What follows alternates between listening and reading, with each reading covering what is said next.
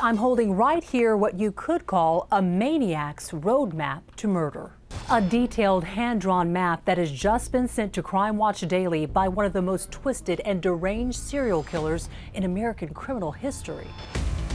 Dennis Rader, a monster who hid behind the mask of your average everyday guy next door as he strangled young girls, moms, and grandmothers in Wichita, Kansas, under the name of BTK. Meaning to bind, to torture, and to kill. Dennis Rader was able to keep killing because nobody in Wichita would have ever guessed he was a serial killer. The helpful neighbor, the good father, the regular churchgoer, the president of his congregation, a reliable worker. Who served the city in various jobs, including dog catcher and compliance officer, and was even a volunteer scoutmaster. You could not have imagined somebody that was walking around on the streets, being a compliance officer, measuring people's grass, was a prolific serial killer in this community.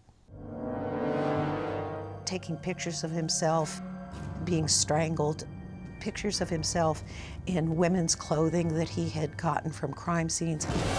The most erotic image he could imagine is the look of a person in utter terror.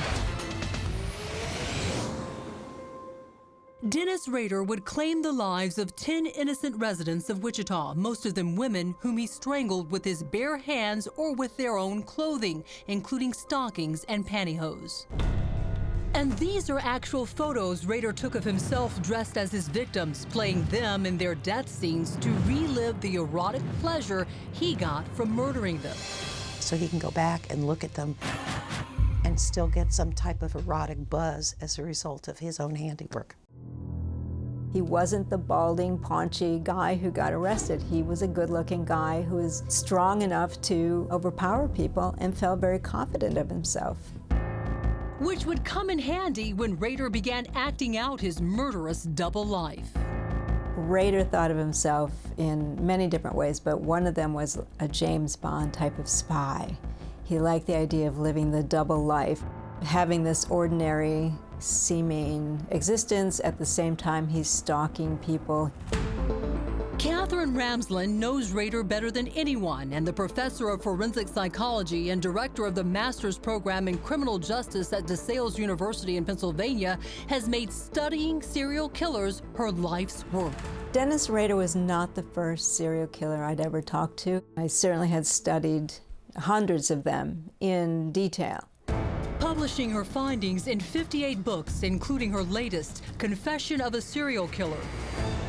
The untold story of Dennis Rader after talking to him in person at prison and on the phone for the past 5 years.